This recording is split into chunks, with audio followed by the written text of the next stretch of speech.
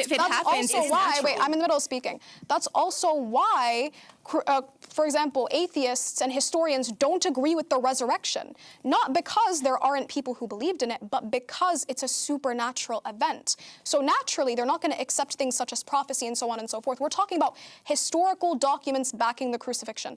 So I want to go back to my point. Do you have historical documents that prove that the Bible was written by eyewitnesses?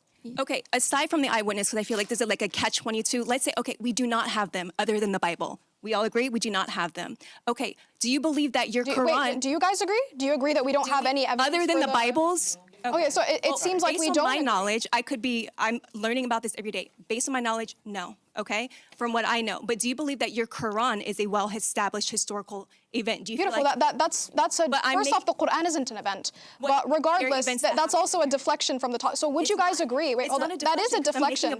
Because the topic is the crucifixion. I'm trying to land here. I just want to say, I think you're doing a great job.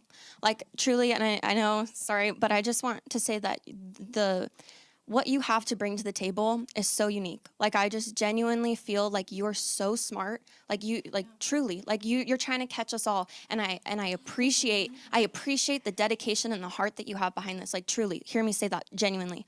But we're going back and forth in a circle of eyewitnesses. I believe that we have eyewitnesses, the tablets, the shroud, etc. Okay, but I want to just say why it matters, right? Sure. Because if the crucifixion was fake, right, and if Jesus just ascended into heaven, like the Quran says, because God loved him essentially more so than anybody else, that he ascended Jesus into heaven, right, to send somebody else to the cross because somebody died on the cross, right? Somebody had to have died on the cross. If you believe he ascended, somebody still was hanging on that cross. So you're saying that Allah loved Jesus more than anybody else on earth because he spared him. He didn't spare Muhammad from dying, right? He spared Jesus. So why?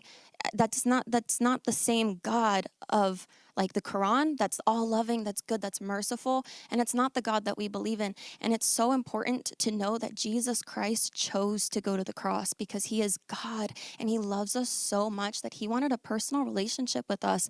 And if again he didn't die and it was some man, then like the first point was, then we're just deceived. We're all deceived. And you can say in the Revelation, he breaks the cross, and that's another thing.